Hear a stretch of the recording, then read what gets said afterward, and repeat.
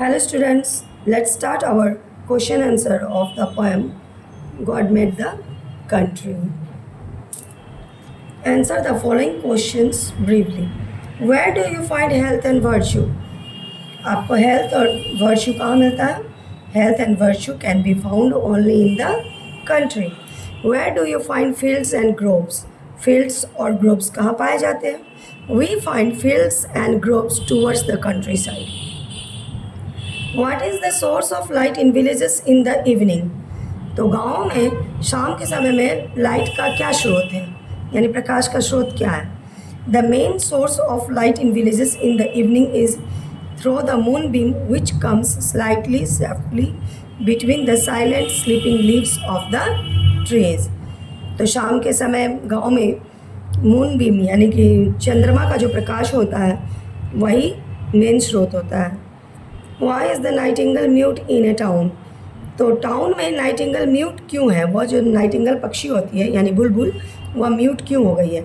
The harsh songs emanating in the town confuses the nightingale in the town, it's makes her mute and soundless.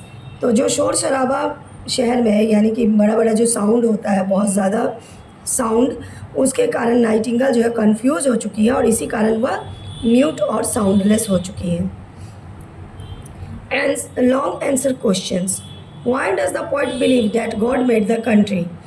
कवि क्यों विश्वास करते हैं कि भगवान ने गांव बनाया है?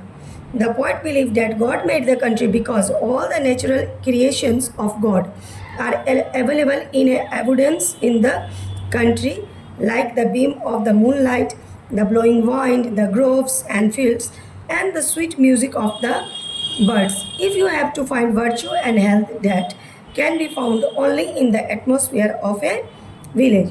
तो कवि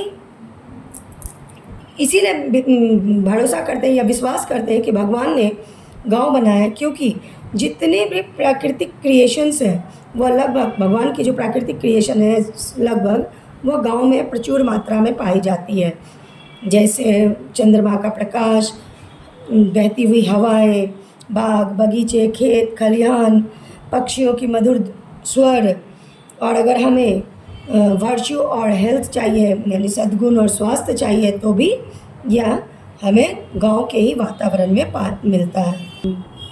Why does the poet believe that man made the town? कवि यह क्यों विश्वास करते हैं कि मनुष्य ने टाउन बनाया? The poet believed that man made the town because all the artificially of the town and its environment, the light are unnatural, the sound of music are zagging. तो कवि यह विश्वास करते हैं कि मनुष्य ने शहरीकरण किया है, क्योंकि शहर में वहाँ का वातावरण लगभग हर चीज़ आर्टिफिशियल है. The light are unnatural, the sound of music are jangling. वहाँ के जो प्रकाश का स्रोत है वो अननेचुरल है, नेचुरली तो नहीं है. और वहाँ का म्यूज़िक जो है एकदम कान को जो अनसा दे वैसी म्यूज़िक होती है जिसे आप बर्दाश्त नहीं कर पाएंगे. देखते होंगे जब डीजे वगैरह बजता है तो किस प्रकार का आवाज़ आता है टू द ईयर्स. तो वहाँ का जो साउंड होता है यानी कि गाना का जो आवाज़ है वह लगता है हमारे कानों को फाड़ डालेंगे. The birds stop singing and one can not find groves and fields where one can walk freely and can enjoy good health. तो बर्ड्स भी गाना बंद कर दिए हैं, क्योंकि ना वहाँ खेत है, ना खलिहान है, ना बाग है, ना बगीचे हैं जहाँ पर लोग फ्रीली घूम सके और अच्छे स्वास्थ्य को एंजॉय कर सके. Why is life better? तो लाइफ वहाँ का क्यों बीटर है? Life is better for some because they discard the nature and maintain unnatural life in unnatural surrounding with everything artificially. तो लाइफ बीटर इसलिए है कुछ लोगों के लिए क्योंकि वो लोग जो है नेचर को मेंटेन नहीं करते हैं, वह अननेचुरल लाइफ को मेंटेन करते हैं, अननेचुरल सराउंडिंग्स में रहते हैं वो जहाँ पे हर चीज़ आर्टिफिशियल है. आर्टिफिशियल मतलब बनावटी कहिए या कृत्रिम कहिए. वो they are away from the sun, the moon, the natural air and the nature's gift in the form of trees, vegetable and lovely songs of the birds. तो वह इन सभी चीज़ों से दूर है, सूर्य के प्रकाश से, चंद्रमा के प्रकाश से, प्राकृतिक हवा से, नेचर का जो भी गिफ्ट है उन सभी चीज़ों से, पेड़ पौधे पक्षियों के मधुर स्वर, इन सबों से वो दूर रहते हैं। आप लोग देखे होंगे अंतर, जब हम गांव में जाते हैं तो बड़ी खुली हवा में जब सांस लेते हैं तो काफ़ी अच्छा महसूस करते हैं, इतना लगता है पूरा हमारा दिल और दिमाग एकदम फ्रेश हो गया है। और जब वहीं हम कहीं बड़े शहर में जाते हैं, आप ज़्यादा दूर नहीं, बिहार के पटना में ही चले जाइए, तो वहाँ आपको, अगर आप एक रूम में रह रहे हैं तो अजीब घुटन सा आपको महसूस होगा, जब तक बाहरी हवा आपको नहीं मिलता है अजीब फीलिंग्स होगा। इसको आप प्रैक्टिकल करके देखिएगा एक बार। Question number 4, what can make our life sweet? क्या हमारे जीवन को मधुर बना सकता है? Nature makes our life sweet through its gift given to man, the natural sunlight of the sun, the soothing ray of the moon, the flowing wind around the groves and the fields spread, or the singing of birds, all make us happy and give life a sweet feelings. तो हमारे life को क्या sweet बना देता है? जो प्राकृतिक का उपहार है ना हमारे लिए, वो हमारे जीवन को मधुर बना देता है। सूर्य का प्रकाश, चंद्रमा का प्रकाश, हवा बहती हुई, खेत खलिहान, पक्षियों के मधुर स्वर गाते हुए, ये सब हमें क्या बना देता है? खुश और हैप्पी स्वीट लाइफ को बनाता है। हमारे फीलिंग्स हमारे अच्छे आते हैं जब ऐसे वातावरण में हम रहते हैं। What functions do grove perform in a village? तो गांव में ग्रोव्स का क्या परफॉर्मेंस है? Groves give relief to a wanderer from the scorching sun ray during mid day by providing shades. The beam of the moon provides soothing light at night coming through the leaves of the trees in the groves, and it allows birds to sit on their branches to sing sweet songs. तो groves का क्या performance है village के लिए? Groves जो है वांडरों को, मतलब राहगीरों को छाया देता है। जब तपती हुई दोपहर में सूर्य की रोशनी में लोग कहीं जा रहे होते हैं तो परेशान जब हो जाते हैं तो कुछ देर के लिए वह पेड़ के छाँव में बैठ के आराम कर लेते हैं। The beam of the moon provides soothing ray at night coming through the leaves.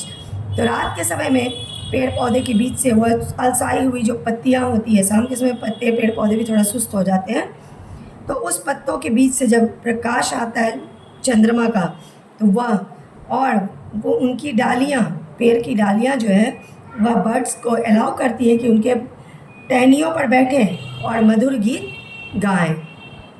What are the birds scared of? Explain. Birds किस चीज़ से डरी और सहमी है, उनका वर्णन कीजिए। The birds are scared of sound. They stop singing as they cannot compete with that louder sound. पक्षियाँ जो है वह साउंड से डर गई हैं, वह गाना बंद कर दी हैं क्योंकि वह उस लाउडर साउंड में अपने आप को एडजस्ट नहीं कर पा रही है। So the poet says that the harmonious notes of the birds are driven away by the stiff notes of music of the town. तो इसीलिए कवि क्या कहते हैं कि पक्षी का जो हारमोनियस नोट्स यानी कि जो वो मधुर स्वर में गाती थी, संगीत था, वह लुप्त हो गई है। क्यों?